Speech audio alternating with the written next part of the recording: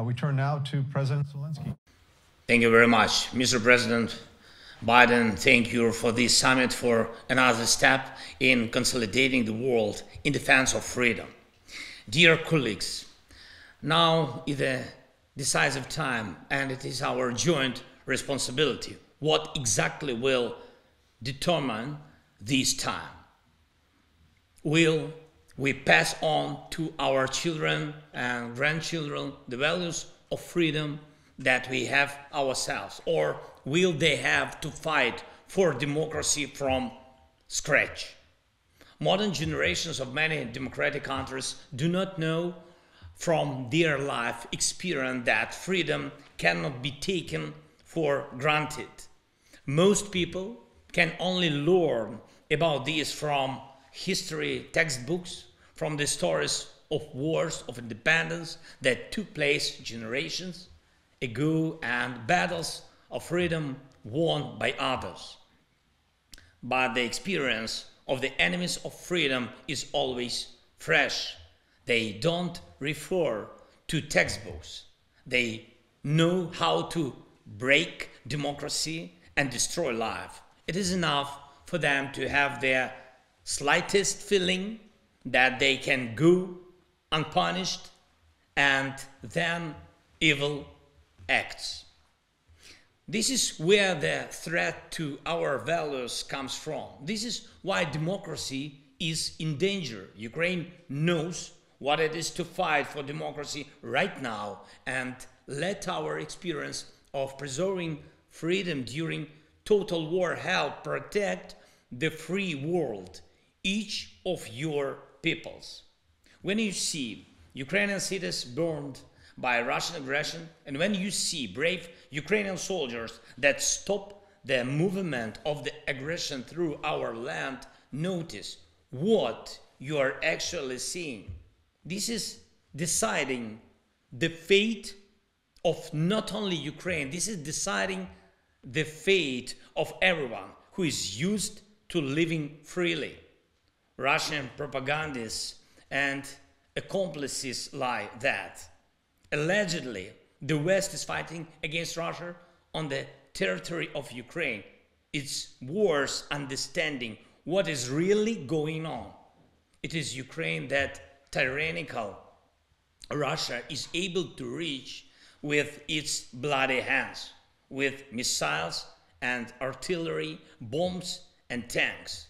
But the Kremlin's ambitions does not end just where its hands reach. Russia has been at war with all of you for a long time, with the democracies of the world. It fights via disinformation, election interference, espionage, corruption exporting, cybercrime, by trying to trigger an energy crisis and price explosions in markets that will hit your people with insane electricity or gas bills. Look, the Kremlin is trying to turn even food provision into a weapon, blocks the sea to create a shortage in the global food market. Why is this happening? This is war. Ladies and gentlemen, this is war, precisely against freedom and democracy. Every foe of freedom acts in the same way. I emphasize they act. The enemies of freedom have not lost a single year in recent decades. They channeled all their time and unlimited money which they gained in trade with the free world to weaken and to corrupt and to undermine democracy. But have all the efforts of the free world been aimed at limiting the aggressive potential of tyrants and autocrats and at bringing them to legal responsibility for their crimes? Unfortunately, no. We have to fix it. Democracy must be able to act and act in advance. Democracy must learn to be uncompromising in the face of evil. the spirit of democracy is to find a compromise, but this only works for internal freedom in a given country. We should get rid of the illusion that compromising with evil can give something to freedom. The enemies of democracy must lose. And only these can be the basis of true security for democracy. Embrace this Ukrainian determination. Ukrainian democracy maintains absolute internal unity even in the face of a total war against our people. To win is our national goal. What does it mean to win? Our answer is clear: to preserve freedom, to preserve dignity, to preserve our land. But what is the strategy of the free world in relation to totalitarian Russia, which is looking for how to create more totalitarian allies in the world? Is there such a clear strategy? I will tell you what it should be. Clear answer: evil must lose their war. If it loses now, it will know that it will always lose everywhere. First, we should not think how to save Putin's face in order to allegedly reduce the cost of fighting him. We should think how to preserve respect for democracy in those countries where freedom has yet to win. Second, when a fire breaks out, firefighters cannot wait months for fire trucks to be provided or accept that fire hydrants should be mandatory only for short distances. It works the same way in war.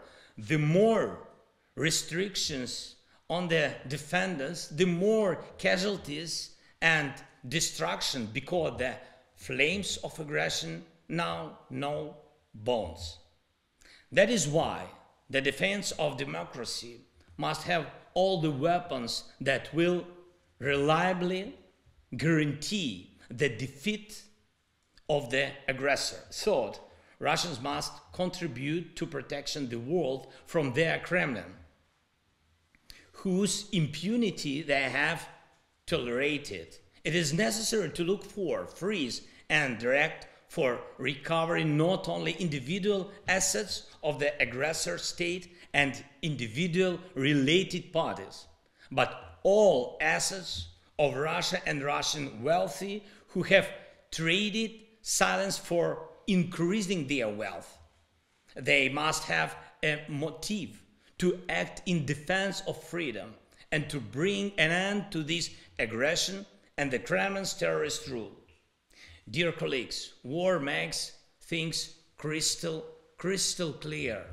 These days I visited our regions near the front line, and there you can see what aspects of leadership are needed now. When our fighters repel the assaults near Bakhmut, they cannot wait for weeks before firing an artillery shot in response to the enemy's actions. The fire must be immediate and neutralize the threat. All our decisions should be just as quick, but for some reason sanctions against Russia are much slower than Russia's aggression. Global pressure on Russian elite is weaker than its motive to accept the Kremlin. Support for Ukrainian soldiers in the trenches is less far-reaching than the weapons of the terrorists acting against us. And your own willingness to defend your democracies is less resolute than the intentions of those who want a world war against democracy. Democracy needs a victory now, this year, not some other time, not over time, now. And we are able to ensure this, Ukraine and everyone who helps. And I'm sure we will, but act, please, colleagues. Thank you very much for your attention. Thank you for your support, Mr. President, and to all colleagues. Glory to all who fight for freedom. Slava Ukraini! Thank you. Thank you very much, President Zelensky.